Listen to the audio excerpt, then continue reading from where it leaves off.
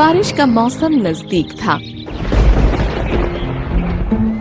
Woodpecker, Minku और पिंकू चिड़िया नदी के किनारे बैठे हुए बातें कर रहे थे। मिंकू, इतने दिन हो गए हमको मिलते हुए।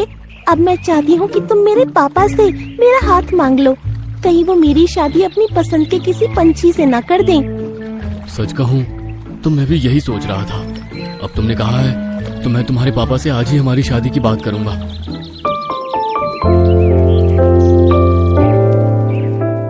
शाम होने पर जब पिंकी अपने पापा के साथ अपने घर पर अकेली थी तो वो बोले, मैं जरा अपने दोस्त से मिलकर आता हूँ।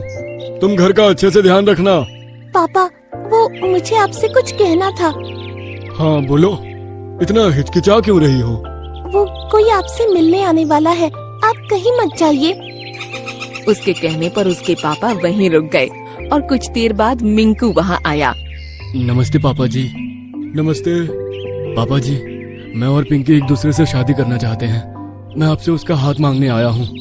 इस पर पिंकी चुप रही तो उसके पापा समझ गए कि वो सच कह रहा है।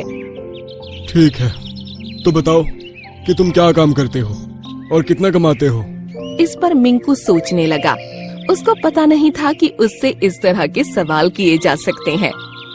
बोलो, चुप क्यों हो गए? जी, फिलहाल मैं कोई काम नहीं करता हूँ। बस अपनी माँ बाप के साथ काली पहाड़ी के नीचे वाले जंगल में रहता हूँ।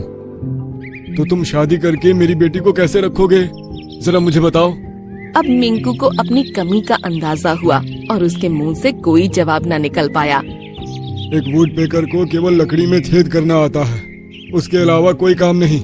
और उस काम को करके कभी भी पैसा नहीं कमाया जा सकता। इसलिए तुम मेरी बेटी से शादी करने के ख्वाब देखना बंद कर दो। ये सुनकर मिंकू और पिंकू दोनों ही उदास हो गए।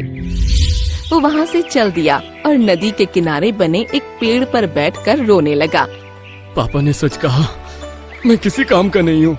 भगवान ने आखिर मुझे एक वुडपेकर ही क्यों बनाया? तभी उसके पास टीनू चिड़िया आई जो कि रो रही थी। अरे चिड़िया, तुम ऐसे क्यों रो रही हो?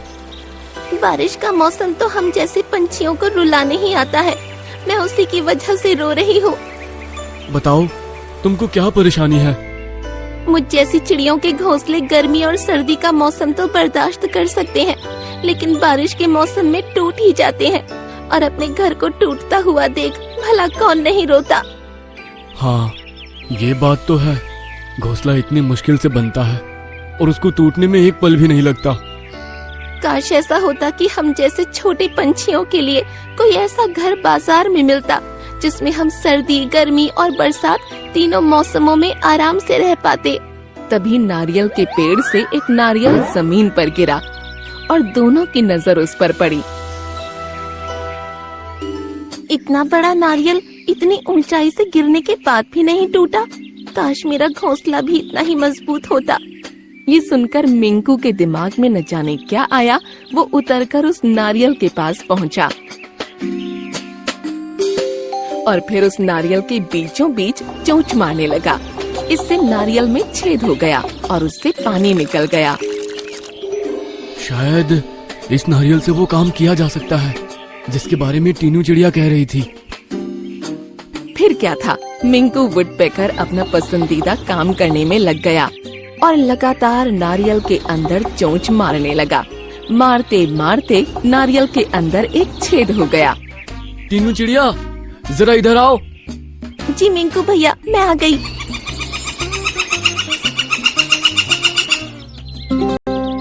जरा इस नारियल के घर में जाकर देखो, ये मैंने खास तुम्हारे लिए बनाया है। क्या नारियल का घर?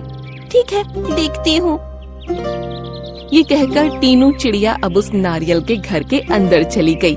अरे वाह, ये तो अंदर से सफेद है और बहुत मुलायम भी है।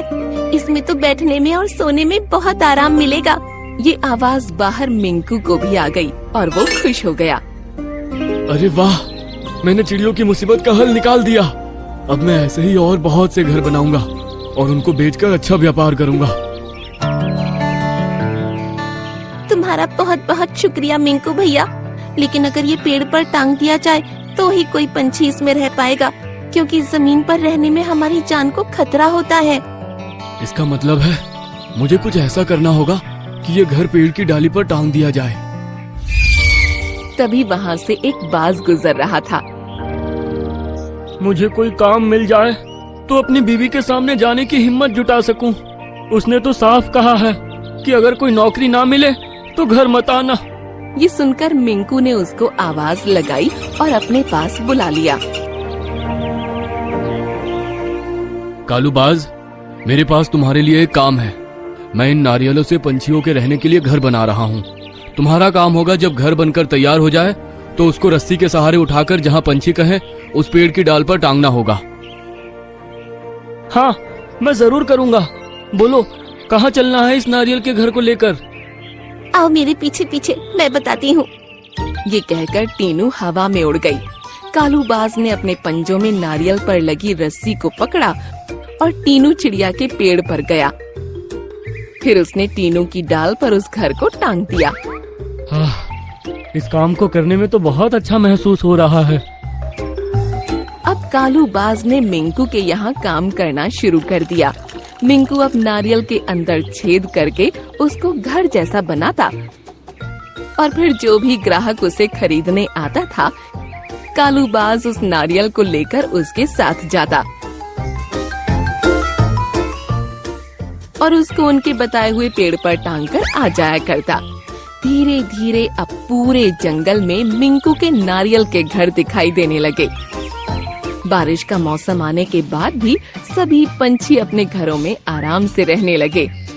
इस तरह मिंकू ने बहुत सारा धन भी कमा लिया। अब मिंकू ने हिम्मत की और फिर से पिंकी के पापा के पास गया। नमस्ते पापा।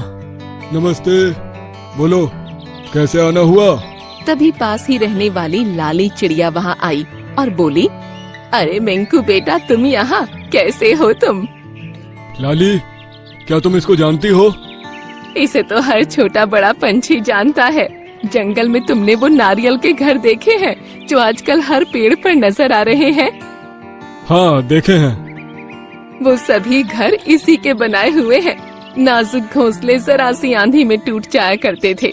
छोटे पंछियों को बहुत परेशानी होती थी।